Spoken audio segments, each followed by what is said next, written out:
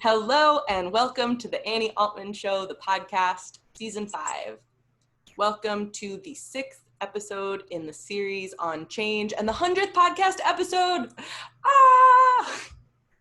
I'm so lucky. I'm so grateful. I'm clearly bubbly and a little bit nervous to be here with a good friend for the second time.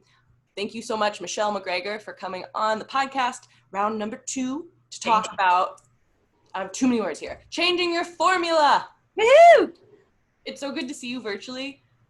So good to see you, Annie. Thank you so much for coming. So Michelle is an artist, an entrepreneur. She's an actress. She's a singer. She does rock covers. There's so many things. She writes and she works the Arbonne project. I worked at the Arbonne. You do all sorts of things. So please, I'm like all wordy here. Please share a little bit about you for the people. And please check out Michelle's first episode on the podcast. Yes, we had such a fun time that first round. And I'm honored to be here. Thank you, Annie. I do spin a lot of plates. It's true. I'm an artist and I am an entrepreneur, and I love both. I've been an artist my whole life, an actor primarily, and then I got into comedy, and then I fell in love with a drummer, so I started singing, and a couple of other writing sketch comedy was always a fun thing for me, but now I've been teaming up with someone on a screenplay that we are almost finished, and that is probably the most exciting thing for me during quarantine or pandemic. And on the entrepreneur side, it really started with Arbonne. My sister was very successful in a network marketing business. I was going through a big financial shift and thought, well, why don't I check this out? Really fell in love with the company, fell in love with the business model, and thought maybe this is something I'll really thank myself for down the road. And it really has been amazing. And it's sort of opened the door to the idea of entrepreneurship, and being self-sufficient, and kind of taking maybe the harder road at times for the more rewarding destination in the end. And I think it's great for artists to have a balance of things that are artistically fulfilling as well as financially rewarding, whatever that is. Hopefully both, right, together, but that can be tricky in the arts. I think the more money you make doing the art you love, the more sacrifices you might be asked to take.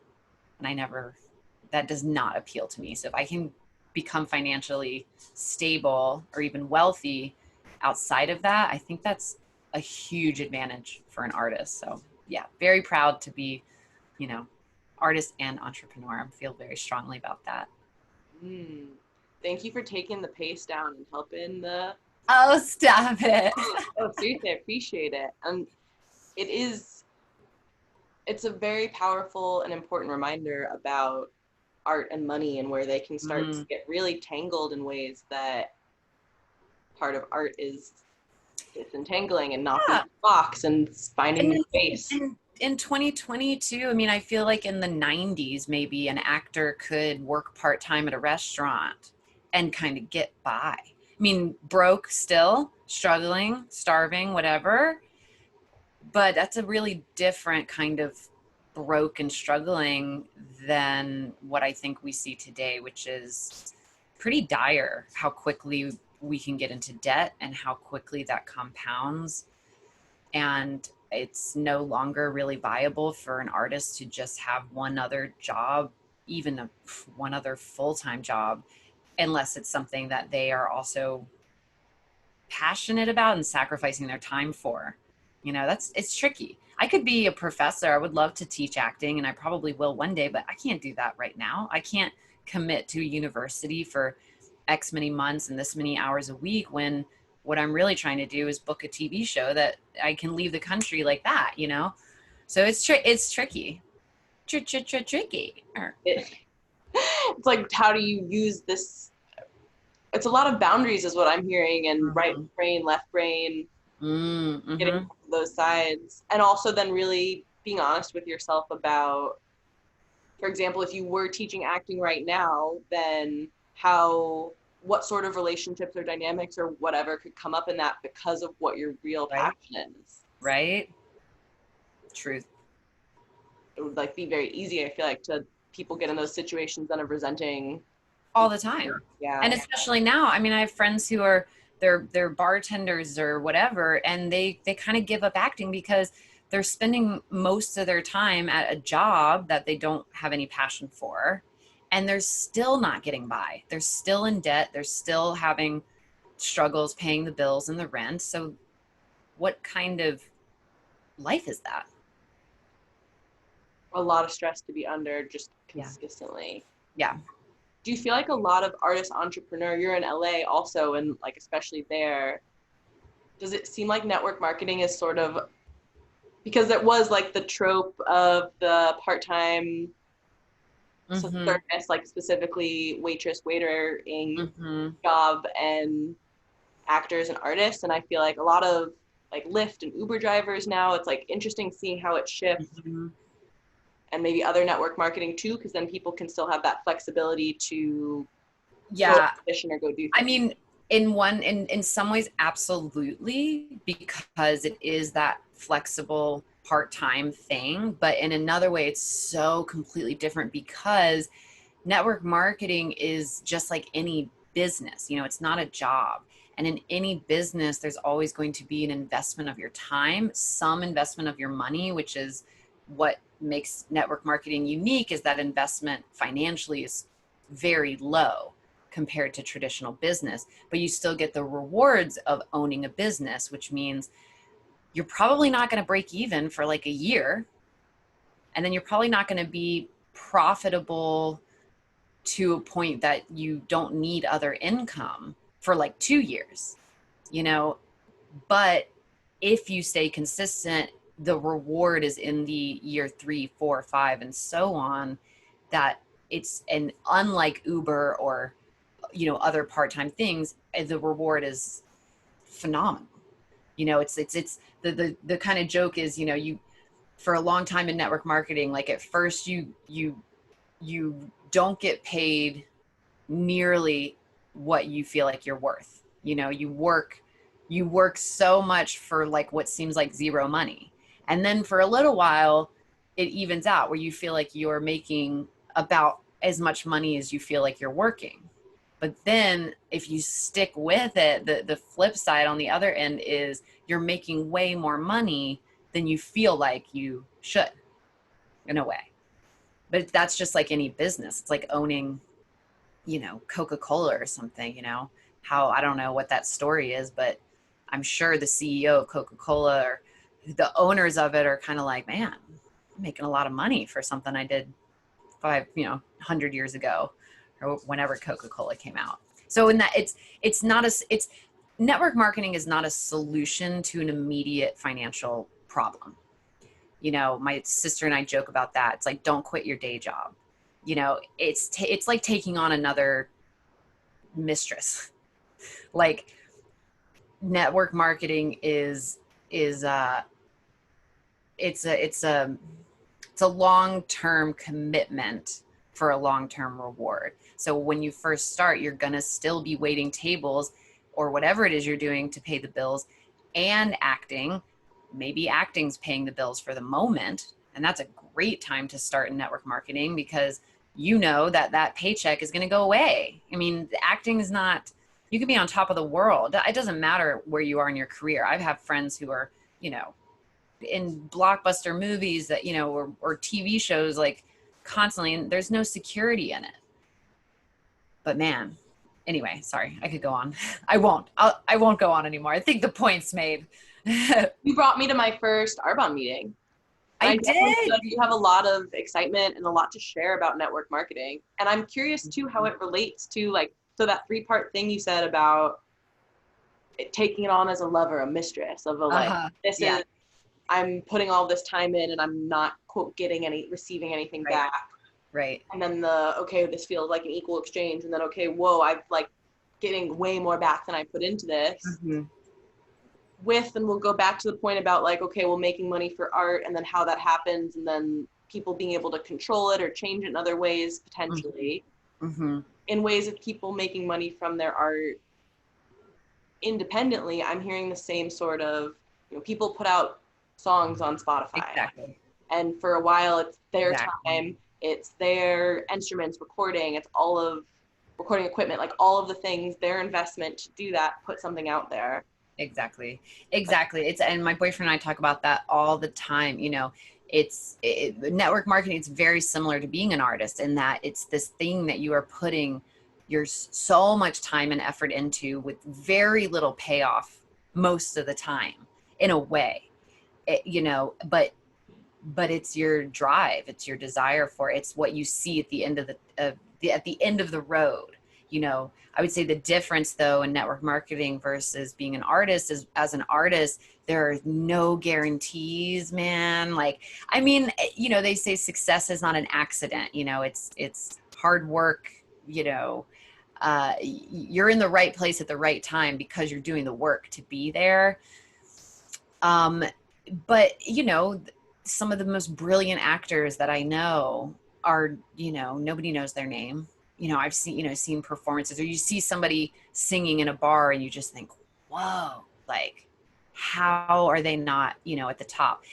With art, I think there's a lot of things that you can't control, but when you're a true artist, it doesn't matter. I mean, it can bother you at times, and it can be scary or frustrating, but at the end of the day, you're doing it because you have to, because you are called to, because you're compelled to. So you really don't have a choice. You're going to do this, whatever that ends up looking like.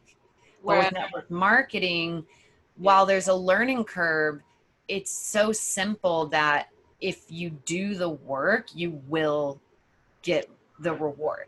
Like, I mean, I'm not legally allowed to be like, it's 100% guaranteed or whatever, but like, if you do the work, you're going to get the payoff, and then it's a financial payoff. I mean, people get things that are fulfilling from network marketing. Like if they're passionate about the product and they feel like they're really helping people with their health or whatever through the product, that's fulfilling to them. Or they're learning the personal development for the first time, and that's super rewarding. And but for the most part, people do it for the money. It's like, I want more time freedom and I want more financial freedom, so I'm going to do this thing. Like I really care that much about skincare or protein powder? No. Like, I love Arbonne skincare, I love Arbonne protein powder, but like, do I give a crap? No, not really. That's not, I don't identify as like being passionate about eye cream, but I identify with being passionate about creating time and financial freedom for myself, and yeah, for others. That maybe that's cheesy, but I really think it's cool. I think it's very like power to the people. And I just saw it like that. When I saw the average income that people reach in like a 2 to 3 year period, I was like, what? Like, what? I could open a theater with that. I could, I could, I could build a homeless shelter for that eventually. Like, I just saw, because it's never the money, right? What we're driven by. It's right. like, it's what the money gives us. And for me, I just thought, man, at a certain point, if I'm making $4,000 a month, let's say, living in LA, I don't think I'd ever have to worry about money again for the rest of my life. I mean, I can live pretty. I'm not a fancy gal. $4,000 a month, that would be phenomenal, right? Making $5,000 a month, or $8,000 a month, or $15,000 a month. I mean, those are the kinds of numbers where I just think, man, I mean, I guess I'm calling myself like a good person, but when good people have money, really amazing things happen. It can be an amazing resource. Amazing resource. I just think it's cool that there's something that kind of offers everyday average people the opportunity to achieve that. You totally answered my question of, okay, well, if money wasn't a concept, if your needs were met, Mm-hmm. would you do this? Would you get into it? And then Oh also yeah. that part of, it was really interesting to hear the first things that you said about having that financial freedom, which, because of money being a concept, money and freedom have gotten all twisted. Right. Absolutely. And time, money and time and freedom Oh, and all of it, that your first things were time for your creativity, Mm-hmm. your dreams of a theater, Mm-hmm. of homeless shelter. I feel like a lot of times with how people talk about money and art and artists, there's this like, oh, mm, almost this belief that gets tangled with that too, of sort of a lack of direction or structure or formula even. And so immediately hearing you be like, no, I want to do this, this, and this. Here's the things. Here's the way I could do this. Here's the steps to take it. Like, Uh-huh. here's the actual things I'm doing in reality to do that. And with formulas and art and Arbonne, art and entrepreneurship, how to, it's almost like you're seeing what they can teach and help each other with, and also Oh, how they're separate and different and how they work totally. together, rather than it being like artists being like, fuck the system, fuck money, and then Right. being like, oh, you're a starving artist. Right. Yeah, absolutely. Absolutely. I mean, I was very surprised how taking on entrepreneurship and starting to learn personal development as it relates to being a business owner and a team leader, like that has so positively impacted my career as an artist and my self-esteem as an artist and my vision as an artist. Like, more, I mean, honestly, I went to a very prestigious graduate program, like, arguably the best in the world at times. It's like, and I after reading a couple books on how to build a network marketing business, or how to, basically personal development, um uh yeah, formulas and categories, I thought, well, if they just fucking taught me this at Yale, I'd have probably had a career by now.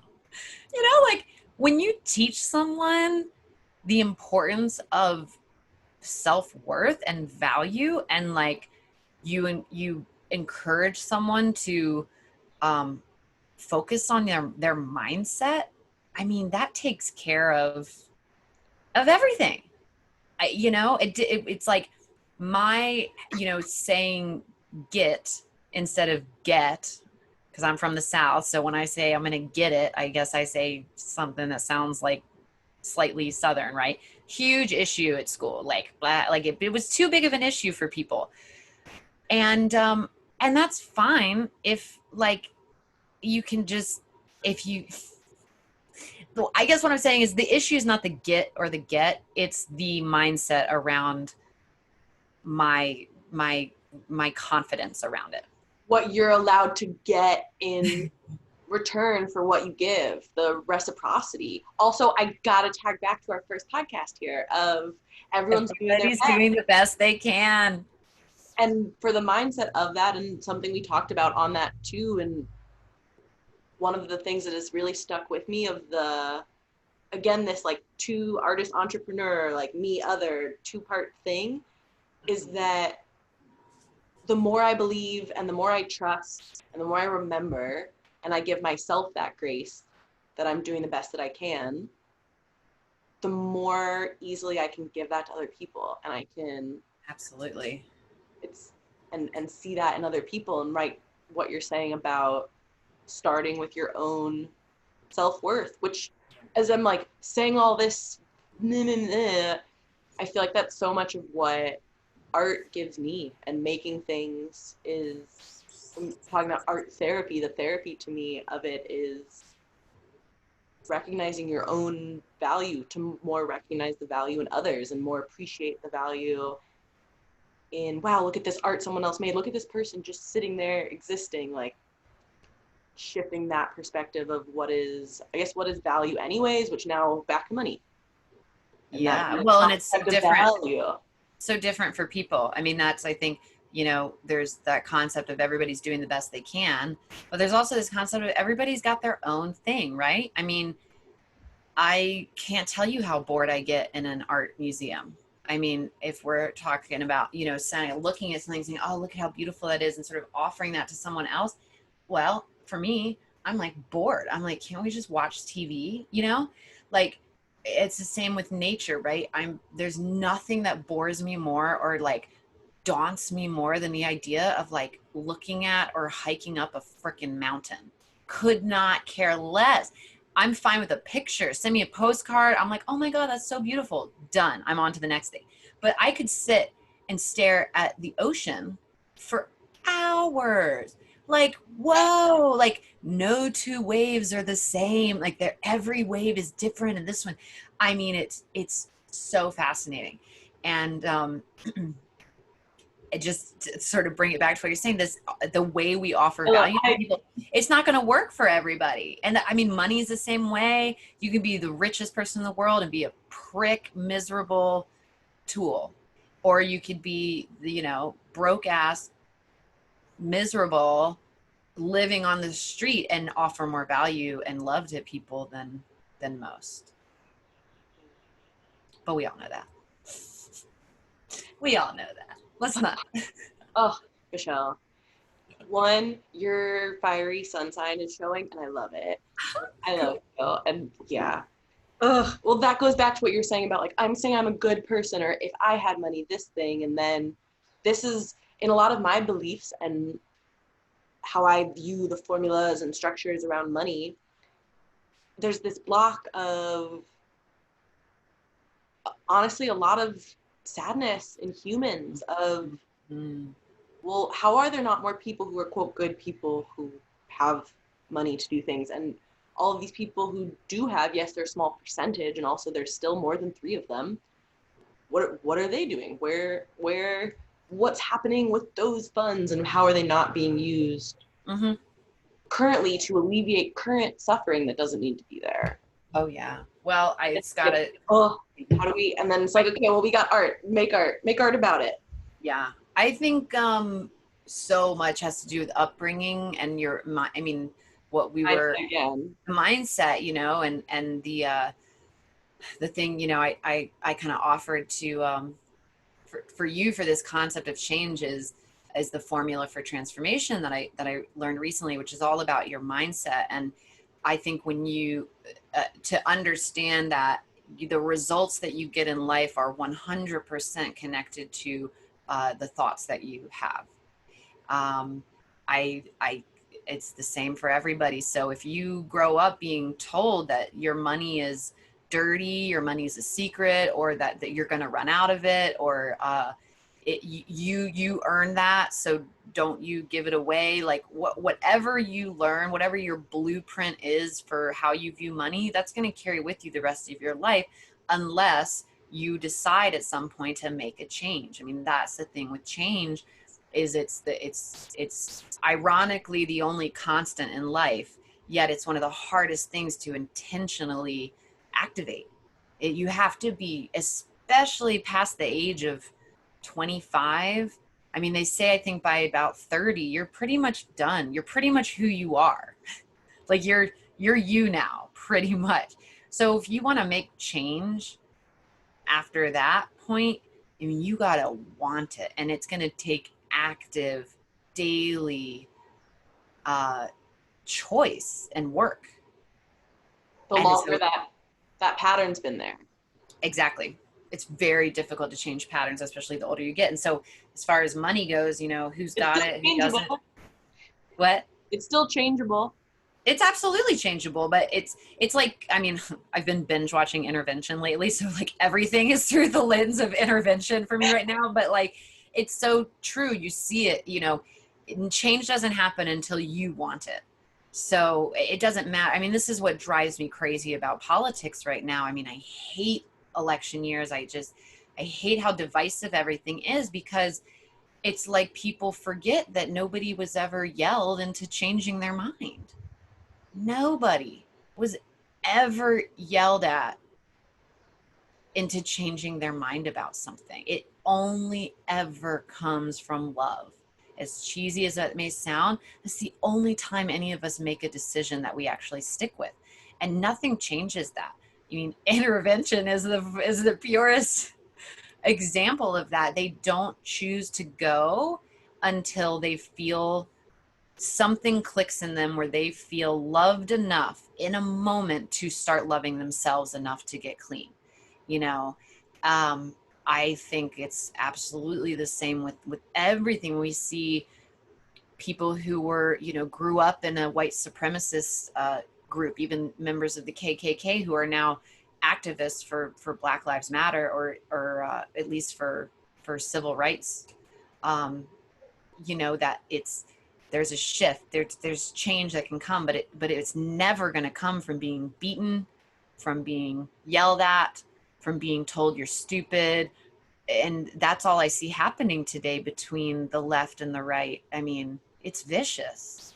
I only see blame and finger pointing, and I'm like, what makes you think this is gonna help anything?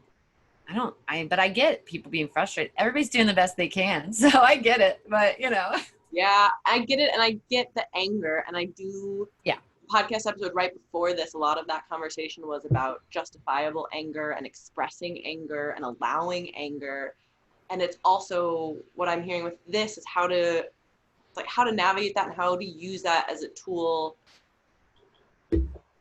on a one-to-one level, because I agree that no one is going to be yelled, no one's going to be shamed or guilted into change. And also for the choice of it, for the Humani 10 C's, choice is second before change.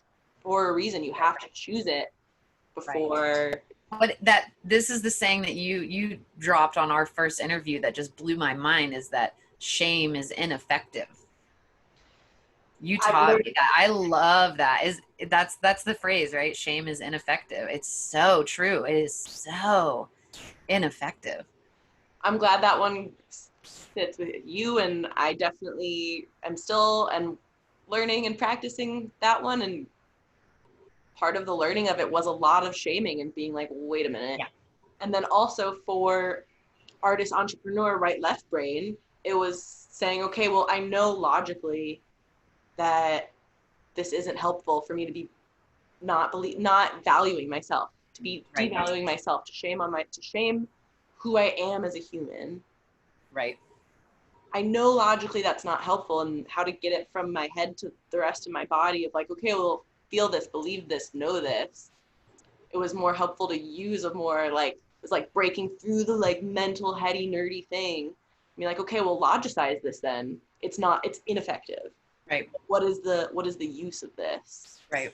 And my sort of, to go back to formulas again, of like, also having that structure of, okay, well, this shameful feeling is coming up. Recognize it, and also recognize it, remembering that shaming yourself is ineffective. Exactly. I mean, it's let's put it into the formula. I mean, because that's just such a perfect example. Your thought process about a circumstance is what causes that shame. And the shame that you're feeling is what determines the action that you're going to take. And in the end, the action that you take is what determines the results you're going to get. So this formula for transformation that I learned from Bob Heilig, and I'm sure he learned from somewhere else, is in identifying the thought patterns and tracking the feeling that it's giving you, tracking the action that comes from that feeling, and then the result. So it's really fascinating. It starts with, I mean, you can start with the feeling. So it's basically, and you're recording this, so I could put it on the whiteboard if you give me the host ability. Yeah. You click on participants, and then next to my name, there's a little arrow. You click and it can say make co-host. But for those listening, obviously they won't be able to see it. But the what you want to do is you take a piece of paper, and in a vertical line, you'll want to put the letters C and then T, F, A, R. So those just like in a straight line down. And what are those letters for people? So I'm going to share my screen and share my whiteboard. So the C stands for circumstance. I love C's. C's, I know you do. Also, I do want to point out here, like, I feel compelled to share about shame and guilt as different. and Oh, go for it. shame being I am bad, and guilt being I did something bad, and guilt Yeah. having more space to teach us of, okay, well, if you're feeling guilty, then go to, I think about what you're going to go here to and some on the whiteboard of ask yourself why and ask yourself what you can do differently and where that came from. Oh my God. It's such a good, clear, That one clarity. was a big, like, shame and guilt being different was and still is a learning, a curiosity. Yeah. Because there's Okay. times too the guilt can come from somewhere else, and then also the guilt can come from like, hey, you want to be doing that thing, you need to be doing that thing, go do it. Yeah. Change your whatever. Okay, please teach us about. Okay. So the the letters stand for circumstance, thought, feeling, action, result. So, and these are in order, right? So let's take this for example. The circumstance is we are in a pandemic, right? That's a fact. This is what's happening. I mean, I'm sure there's some conspiracy theories out there that are like we wouldn't actually call it a pandemic, but let's just say circumstance, we're in a pandemic. So here's where this is where you change your life if you want to do this kind of work is recognizing your thoughts about it. So usually you're going to note your thought before you write down the circumstance, but it's okay. Sometimes you'll just recognize a feeling. But let's say that my thought was, I'll try to make it about acting, right? Here we go. There's no entertainment industry right now. That's my thought, right? So then how does that make me feel? Well, scared. Kind of freaks me out to think that there's no entertainment industry. I can't get a job. I feel scared. I feel hopeless. So when you feel scared and when you feel hopeless, what action do you take? Well, I sleep a lot, watch TV. I don't put any time into my career. And then what result do I get? Pretty much nothing. That's pretty much what happens for my acting career when I just sleep a lot, watch TV, and don't put any time. But this thought, this is where it all happens. That the circumstances, we're in a pandemic. See, most people think that their circumstances determine their results, but they don't. It's your thoughts about the circumstance that determine your results. So what if the circumstance that we are in a pandemic, what if my thought to that, instead of, oh, there's no entertainment industry right now, what if my thought instead was, wow, I have so much time to invest in my career. And so my feeling about that was, how do I feel when I think, wow, I have so much time to invest in my career right now? Well, my feeling is excited, hopeful, determined, right? So what is my action? What is the action of someone who feels hopeful, excited, and determined? I'm going to make my, agents and casting director lists and send them all a postcard, or I'm going to, I like that this makes zero sense because it's all just typing on top of each other. For those watching, I'm going to make a list of casting directors and agents that I'm going to send postcards to. I'm going to write that play that's been on the back burner. I'm going to do a stand-up special from my shower, and so then the results, what are the results? Well, you'll find out, right? But probably awesome. You know what I mean? And these are all people in the same circumstance, but with completely different thought patterns. And so this formula is so special because if you're willing to do the work, I mean, print out 100 pieces of paper that just say CTFAR you know, or I have it on my whiteboard, right? CTFAR. And anytime I realize that I've had a negative thought pattern where I think, you know, I think this is a common one for women. I look in the mirror and I go, ugh, you're so weird looking, Michelle. You know, got a lot of hangups about the way I look, right? So I recognize, oh, I just said that to myself. I just thought I'm ugly. Well, how does that make me feel? It makes me feel pretty worthless. So then what action do I take? You know, either extreme action like not eating well or not eating enough, or you know, wasting time trying to, you know, find the perfect haircut or something, and it's all out of this shame, it's all out of, you know, thing. Or I do my regular action of sleeping in too late and watching TV and not doing anything because I think I'm ugly, right? Well, what's the circumstance? The circumstance is I have a face. I got my face, right? So recognizing that thought pattern and recognizing the feeling that it gives you, and how those determine the actions that you take in life, it's so powerful. It's not easy. It's not easy because it is way more comfortable for me to think, oh, I'm ugly and so I'm not going to do anything and I'll never have a career, than it is for me to go, you know what? There's no other me out there. You know what? I don't look like the other girls, and how lucky am I to have that? You know, it's scary for me to want to change because then I start going to fears of, oh, am I vain then? Or am I psycho?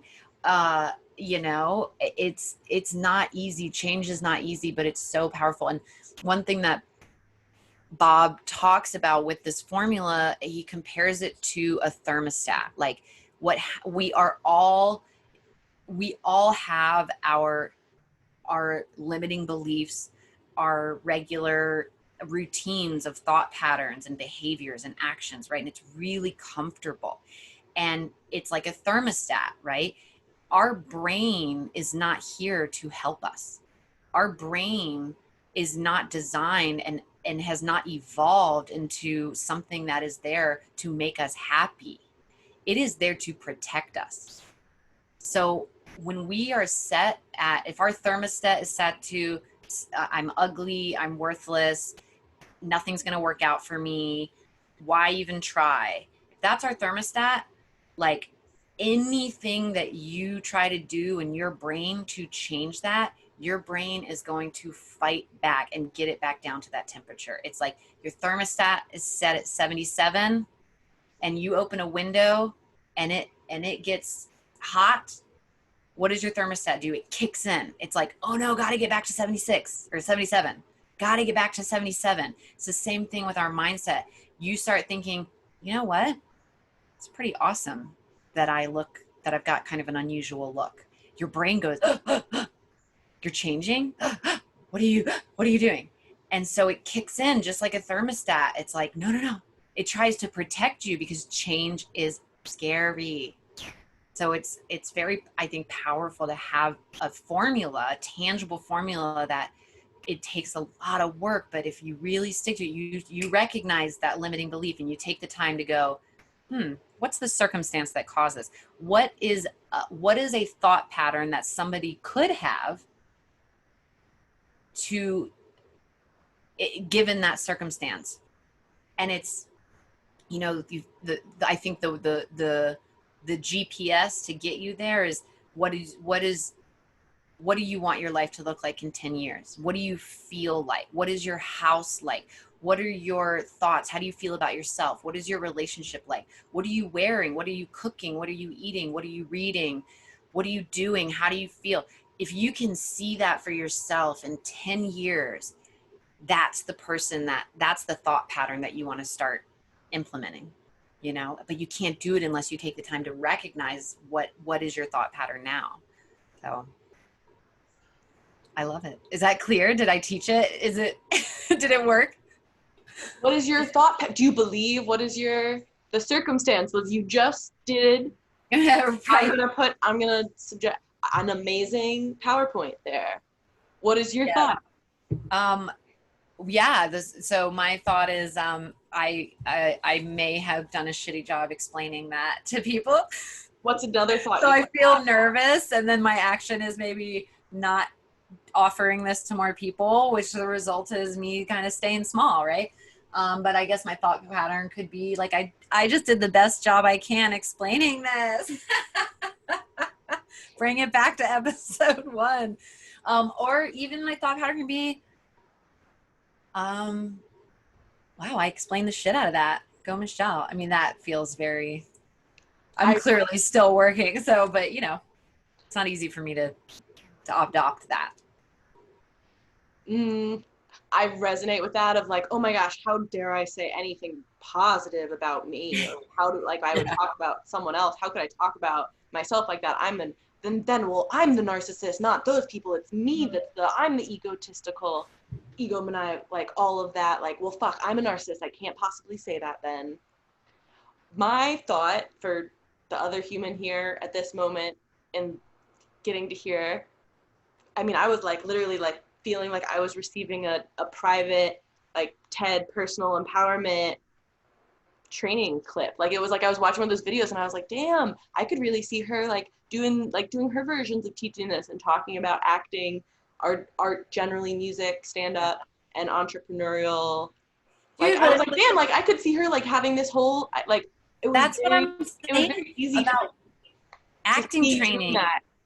It's really missing from a lot of acting training, man. You got to teach actors not to play the victim.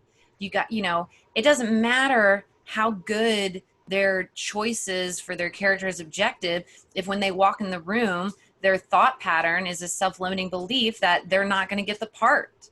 You got to walk in there knowing that you've got something of value, you know? That if you don't have that, it doesn't matter the kind of work you did on something, you know?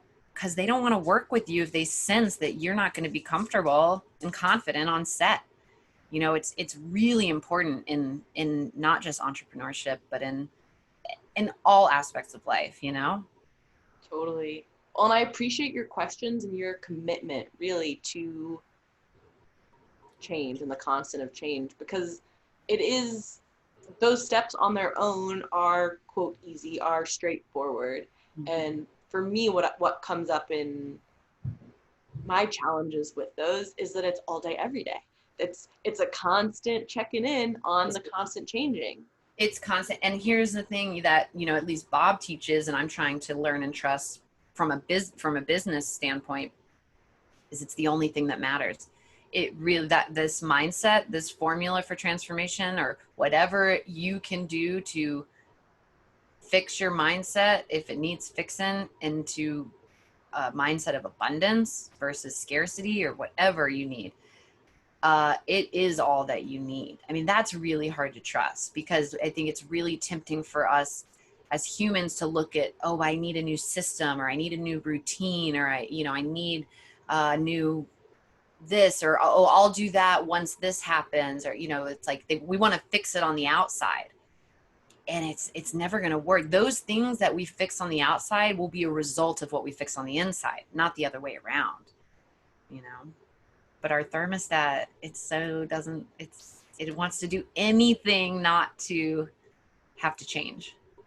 Like you said too, and brought up too, as a way of brought up too of our brains being there to protect us. Yeah, Of a lot of those limiting beliefs, a lot of these patterns and things we do are as a form of protection. So how to use that, knowing, remembering that that's you doing your best, and also that you can choose something different, that you can change. absolutely. With, like you're saying, continuing to come back to that trust that mindset's all mindset's all we got here. Mindset's everything. It's the answer to everything. And what you're saying, that these things that we've learned, they become our patterns because at one point they served us really well. And that can be difficult because most of the time those are things that happen in childhood, which we have very weird fuzzy memories around. And I'm still kind of on the fence of, well, do you have to understand the root of a limiting belief in order to change it? I don't think so. But it's sometimes tempting. It's almost actually feels like you're doing work when you're like, oh, well, I have that pattern because of this. That's almost another way of avoidance. It's kind of like you're saying, oh, well, I know why I did it. Okay, well, who cares if you're still not going to change it? But it's tempting work, I think, for people like me and you know, that we're like, ooh, but that happened because of this and that and that and that and that. Well, maybe, but does it even matter? Ooh, thank you for that reminder. It's like it can be a fun thing and it can be helpful, and also that's It can not also be, on the hierarchy of relevance here. yeah, It's it your can also action and be, how are you feeling? yeah, exactly. I was saying it can also be another form of avoidance and protection. It's a really important point to bring up of it too, of it still being what actions are you making? Exactly. And then again going to, okay, well, what is the thought? What is the feeling? What is the internal state about that? And trust, that really, that word continually, that for me at least, of a that I'm allowed to, that I'm safe to, that it's okay to go back to that. Because of that, oh well, isn't that self-centered? Isn't that narcissistic? Isn't that egotistical for you to Mm-hmm. place such a high value on your internal world and thoughts and feelings? And Yeah. yeah, I had a question too about, with you're saying change is scary, and it is. And also I would love to run that through the same flow there of Oh. change is exciting. Change is Oh yeah. inevitable. Change is constant. To me, that's Oh. one, like shame is ineffective. Change is constant. I'm like, okay, mind, here's the Oh, let's boundary here. do Change is it. constant. Move on and let yourself focus and attend to your own internal state, your own stuff. Let's do it. Ready? Let's do it. I love that Circumstance. you're doing it on the screen. The circumstance is that change is constant. The thought pattern that I had was, Which I have too, which which lots of yeah, a people lot of people have. do, It change happened. is scary. Will you put an exclamation point? Yeah. Well, no, because now I don't know Oh yeah, how. I don't know how the Zoom whiteboard works. I love it. Also, I guess that's It's how change is Cagna. spelled. Well, people. Cagney. The feeling is resistance and fear. The action then is uh, same as usual, right? And the results are As inevitably usual. same as usual. And like you So, brought up so well, that because it's comfortable, so people are like, "Oh, well, I'm yeah. used to this." Well, So let's. I'm yeah.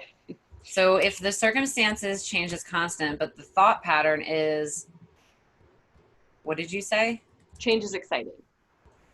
That's change is exciting. Then the feeling is joy, excitement, energy, Oh, energetic.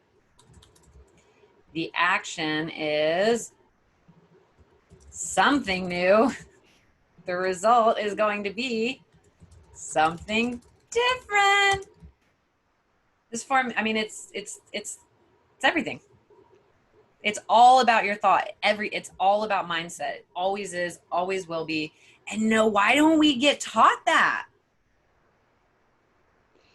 Teach that shit. what are people's circumstances and thoughts and beliefs about why they're not teaching that to people? In some ways, it feels like it's like, oh, it's so powerful. Oh, it's such a. People are potentially fearful of their own potential, their own life, Mm-hmm. their own happiness. Because they're And taught so, to. Because they're taught to. I mean, I will never have kids, but you know, God bless anybody who does. I see some of my friends, family with their kids, and the way they talk about themselves around their kids, I just go, you mean, you know, everything from the way they talk about money, you know, oh, we can't afford it and all this stuff. And there's a real danger behind that. There's a fear behind it. There's guilt. There's disappointment. I just look and I go, man, look at the limiting beliefs that that kid is learning right now about money. You know, what kind of hope does that human being have of going into life, taking risks around money, trusting that there's enough out there for everybody, uh, pursuing it in a way that it doesn't feel icky, that money is some kind of evil thing? What kind of hope does that human have of having that unless somebody swoops in and goes, hey, what's your thought about this circumstance, man? That's actually in your control. That was actually taught to you. I mean, which is also valuing that person, which is showing that person their value to say, hey, your opinion matters, your perspective dude, matters, that's you intervention. matter. I'm telling you, I mean, this is great for actors too, because I believe intervention to be the most non-scripted reality TV show ever made. So great human character study, but also I mean, you really see the value of making someone feel loved. I mean, it literally saves people's lives. So we see it on this really extreme scale of the if you want to use the word evil, the evils of addiction, the power of addiction. uh if love can fight addiction, it can certainly fight regular, common, everyday limiting beliefs, right? I would think. But it's well, maybe there doesn't need to be a but. I think that more people will learn this. I think we we have to live in a society that is non-competitive, I think, in order for everyone to call each other out on our bullshit, to encourage each other, to catch ourselves in a limiting belief. It's, I really, this is suddenly taking a very left political turn, but I really have heard from a lot of Republicans, a lot of right wing, a lot of conservatives, how against the Black Lives Matter organization they are, namely because Black Lives Matter is actively trying to dismantle the nuclear family. And I understand that if you're looking at that as a threat, how scary that can feel. But from my understanding, what I see in that they are actively trying to create the kind of community that is more prevalent in their history, where children are raised by everyone, that our children, our lives, our future, our communities are all of our responsibilities. That's what I think they mean by that. I think that's what that says, and that's what I'm kind of saying here now too. If we didn't have a competitive culture, then we all took responsibility for each other's happiness, I think we would call each other out on this stuff. Say, hey, you can do it. It's an abundance mindset. I think we don't do it because we grew up being taught capitalism and competitiveness and getting out on top. And I mean, in the acting world, it can be very toxic. The first thing you think when you're in a casting office and somebody walks in who looks just like you is, that's my competition. you know I mean, we're taught to think that way, in a way, when I don't even think people realize it. Ooh, there's a lot in there. I'm glad, and I appreciate you bringing up Black Lives Matter again, and to touch on that part of the nuclear family. To me, there's a lot of people conflating things in Yes. order to almost like make it be like a different flow chart of Yeah. C to FAR. And Yeah.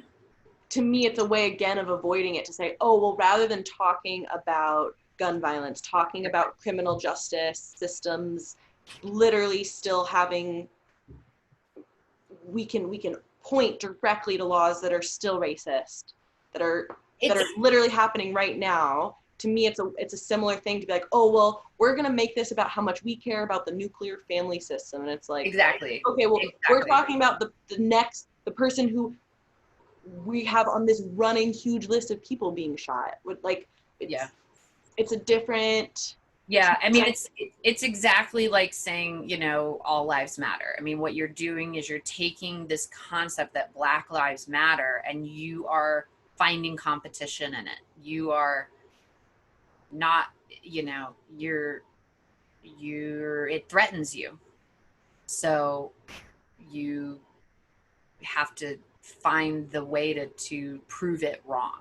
So if you can convince yourself that Black Lives Matter is a threat to your life as a white person, then you're going to say all lives matter, and then you don't have to talk about it anymore, because all you have to do is look at what they're saying and how it's wrong.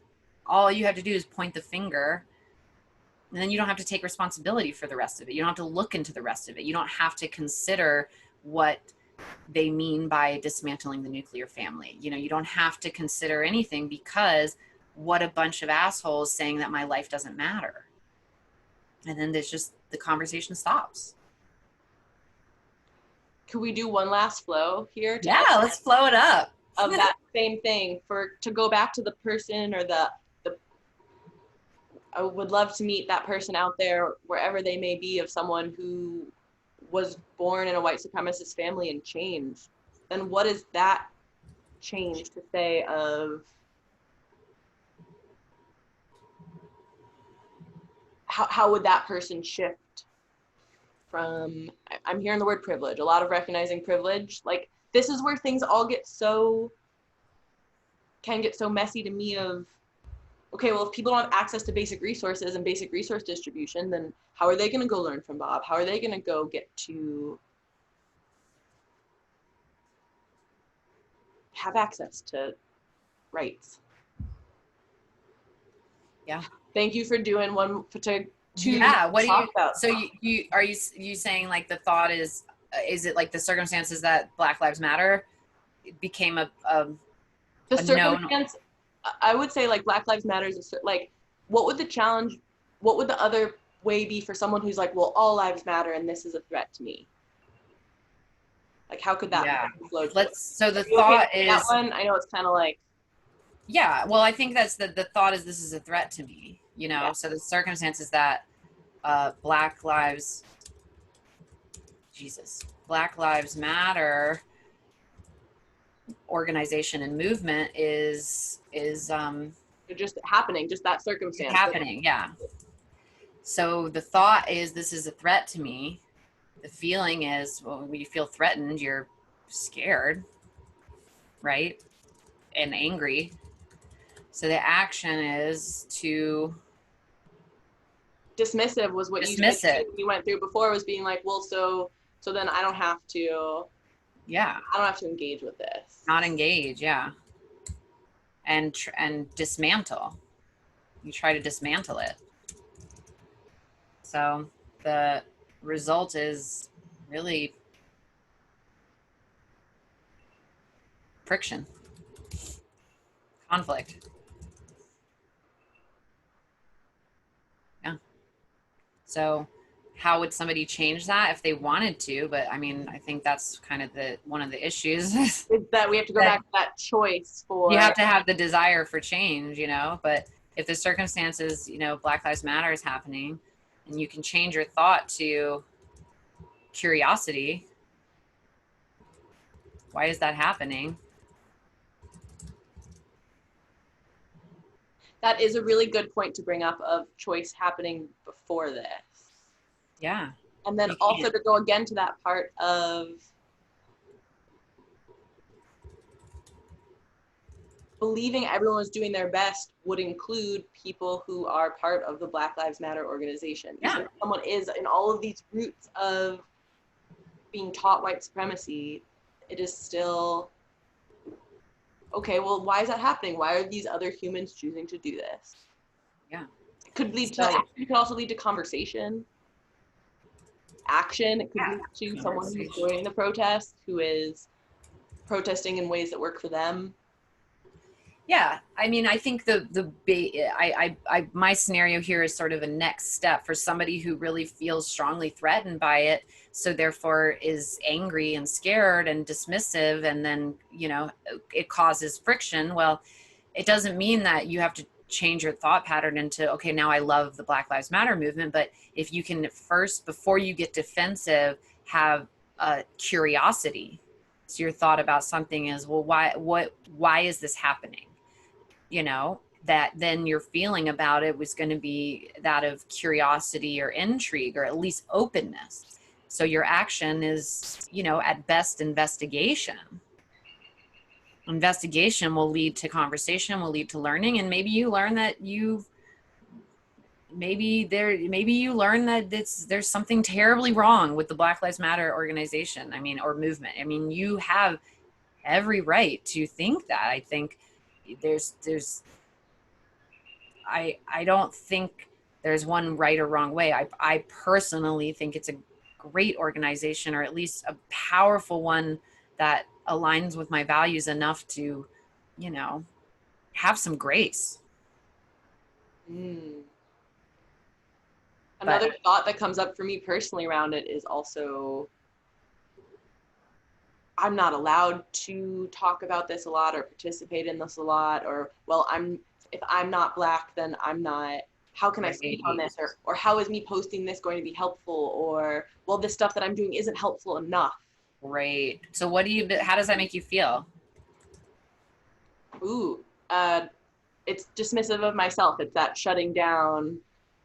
The other side of this is that it can also lead me to circumstances where then I shut up and listen, and I give the mic to someone else and I let them talk. And it can also then lead to me not taking action, being stagnant, being, Yeah, well, I can't yeah. talk. When you feel shut down, what do you do?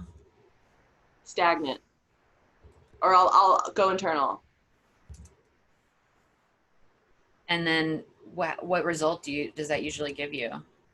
Feeling pretty shitty.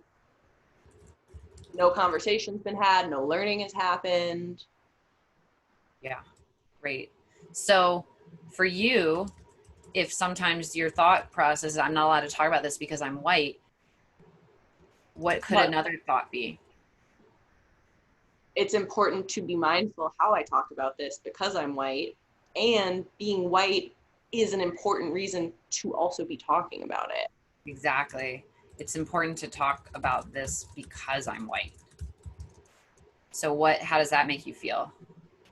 Empowered, it makes me feel like help.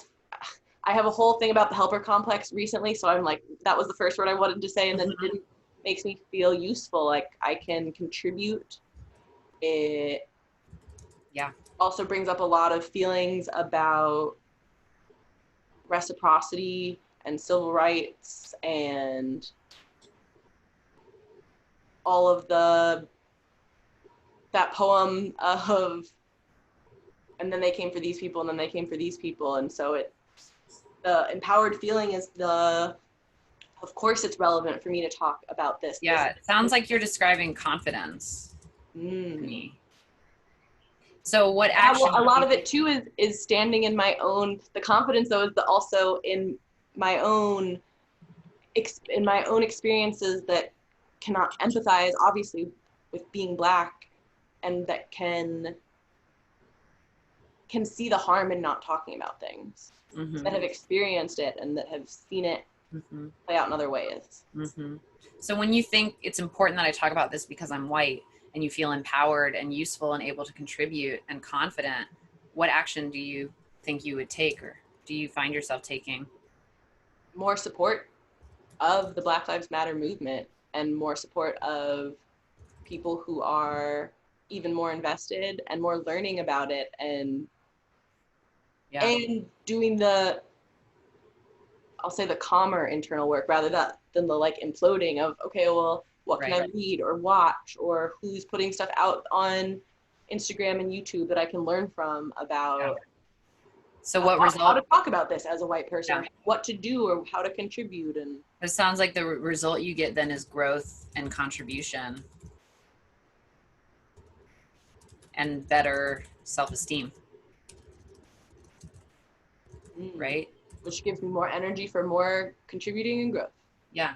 I mean, look at the difference in those things just because of a change of one word. Not allowed to versus it's important. I have to. It's amazing, I think. I do too. If you And can catch yourself, that's the trick. Got it. It's a process, and it's so one of the things where I think about how much I fearful I am of the what's it called, where we're going to become robots, the singularity. I mean, yeah, awful, right? But it kind of would be cool to have a little tool in my brain that goes, oh, I just had a self-limiting belief. What was it? I mean, now sometimes I'll do it if I can't write it down, I'll just think through it. And I had one that was really powerful. The more you do it, it becomes almost like a habit. And I had this Formula. moment. Yeah, I had this moment. I was driving home from the vet one day. We took him down to a vet in Anaheim, so it's a bit of a drive. It was a hot day. And I'm driving back. I just had Chick-fil-A, so already just beating myself up for eating. I really can't have wheat. I just really bothers me. So I already have a headache from eating gluten, blah, blah, blah. So I'm already kind of negative on myself. And I scratched my arm and it was so dry. And I thought, you're a fucking Arbonne consultant and you don't even have a lotion with you, you moron. Like, you're so bad at Arbonne. And I went, really quickly and with a lot of grace and a lot of ease, I went, oh, what if I just thought, oh, maybe I'll throw some lotion in my bag next time. It made me feel way better. Made me feel like, oh, there you go. Like, that'll probably result in better, at least not dry skin, right? And it's kind of fun to do it with stuff that's very small too, right? You know, Did you start like laughing out loud at that to yourself? I feel like I would have I just smiled. I got really happy because I knew it was happening because I'd been working on this actively. So the fact that it came up really naturally and that I got to kind of work through a moment without needing the piece of paper, you know, without needing to write it all down and you know, that I could really do it in a moment, and it gave me hope that this is a formula that can really, I can carry with me, you know, throughout my life. But it's like anything, you know, I think a good analogy is sort of somebody who has strong faith, maybe in Christ, and they feel like they're constantly straying. So the way they get back is by, you know, opening up the Bible at night and reading it. Well, I'm sure that will help. And I think for somebody like that, that then maybe one day they come across an issue, and because they've been reading the Bible, a phrase will cross their mind that they've almost kind of memorized, and it'll really help them in that moment. I feel like that's kind of what this formula is for me, is like, I have to really be super active with it. I have to choose to implement it into my life, but eventually it becomes just habit. And that's, you know, where the real change will come. giving yourself structure and support. Yeah. And lots of love and lots of grace and lots of remembering that we're all doing the best that we can. Totally. Thanks, Annie. Thanks for having me on again. Thank you so much for coming on and for doing all the whiteboarding and showing me that Zoom capacity here. That was pretty cool. Of course. And for going through all the examples of it and going into politics and going into skin and going into, I really appreciate your realness in how you approach things. And something that you said when I went to my first Arbonne experience, and I went with you, something you said that really stuck with me. And I was like, both about the company and you doing it, and you were like, listen, I'm going to be buying and I'm going to be using toothpaste and shampoo for the rest of my life. Like, it was so very fact-based of like, okay, well, here's the things and here's how I can flow through my thoughts and choices about them and what I can do with it. Yeah, I mean, for me, I had a very strong pull emotionally towards it. I went, oh, this is awesome. Like, oh my God, this is the answer. Like, I'm doing this. It was very emotional, right? But it was a very brainy decision too, you know? Like, for me, you know, this could be like my team motto. It's like, it's just too smart not to do it. That's so often how I feel about Arbonne. It's like, fuck yeah. It's just, so smart. Yeah. Yeah. Yeah. Totes. Oh, you know, I'll just add one other thing, even though we've been talking for a long time. I think this is really important, that it could have something to do with what we're talking about or nothing to do with what we're talking about. I think it's really important that we look at things for what they are, not for what our experience of them has been. And I think that network marketing is a great example of that. It's so easy to look on YouTube or hear some horror story and paint that perspective of what network marketing is onto your view of a company or a business model. But for me, I went, well, that's all noise, right? I mean, what's really here? What's the, as objectively as possible, what is this company? What is this product? What is this business model? And what is this compensation plan? Like, I'm going to look at that before I go trusting people. Like, people are crazy. And I think it's the same thing with politics. I think it's the same thing with religion. I recently started hanging out with a very devout Christian woman. I mean, the first words out of her mouth to me were basically like, God is good. And she was talking about having like 3 miscarriages. And, I was like, oh my God, I'm so sorry. She's like, God is good. I was like, okay, she's like, she got the faith. Okay. I'm very curious about that stuff. So I was picking her brain, and I think it started making my boyfriend kind of nervous. I think Nick got a little bit like, oh my God, is Michelle gonna? And it was the same thing with Arbonne, because his experience of network marketing was pushy, salesy, gross, whatever. So when I started Arbonne, he was very nervous for me, but was luckily, luckily for his sake, because I'd have done it anyway. But he was open enough to sort of understanding why I was doing it, and came to some meetings just so that he could see and, ease his mind, right? And now when Arbonne comes up around other people, he's like, yeah, I was kind of freaked at first, but they're actually really cool people, really good company, Same thing with this religious thing, right? Like, I start hanging out with a super Christian girl, and I think he starts getting freaked. Like, I'm going to start going to church all the time and start talking to him about God, and I'm going to become this different person. And it's taken a little while because I actually went over to her house the other day because I was really thinking, like, I just kind of want to learn more I'm very curious about the Bible. And, he feels almost just scared because his experience of religion has been really negative, that every person of faith that he comes across has this air of, I'm better than you, and he's shamed for not believing in God and all this stuff. Well, if you paint every experience, if you go into everything with the perspectives of your own experience and all these subjective things, like, you're not going to be able to learn anything, I don't think that really relates to our episode, so you can totally cut this part out or whatever, but like, I disagree. I think what you were talking about just there was the C in the formula, and that's true. I feel like being honest about reality. Well, and it could be how some people view just, formulas for training, all this personal health bullshit. Well, if that's how you go into thinking about something, then what are you going to learn there? I mean, I've swallowed a lot of my ego to get to someplace. I used to think anti-aging skincare was like the most offensive thing ever on the planet. Like, why are we selling hundreds and thousands of dollars of product to women just because they're aging? Like, that's wrong. I mean, I was very against it. And then I learned how much I enjoy personal care, and that, it's not a vanity. It's like health, that it's a part of my health. Like, I've swallowed a lot of ego, pride, and perceived notions about things in order to grow.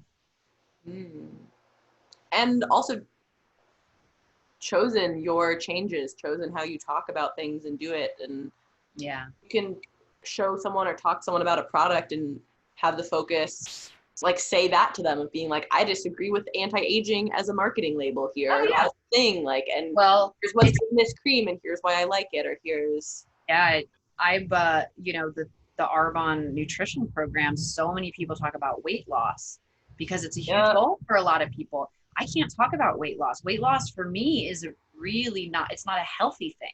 And it's been an unhealthy thing. And it's been a really negative part of my history of what I was taught about my appearance and stuff. And your worth, again, it's worth of like, old women, fat women, you don't have worth.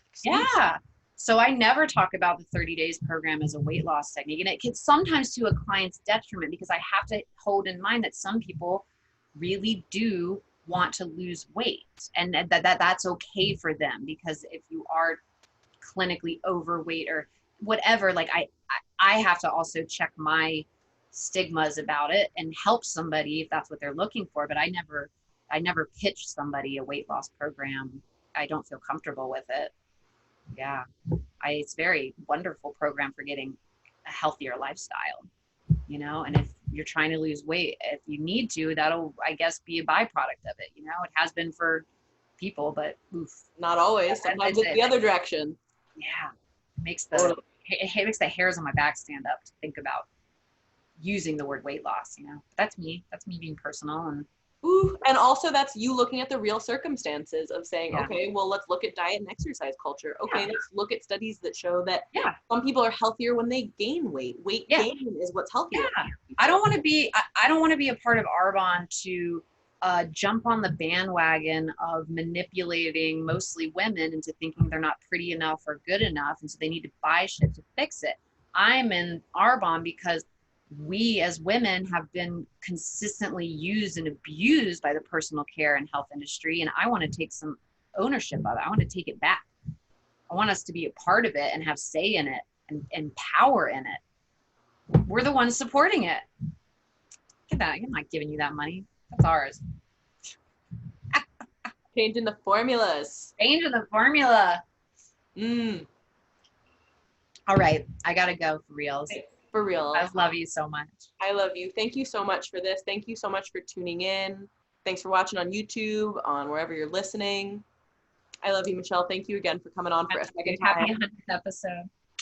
Thank you. Thanks for tuning in, and thanks for being you.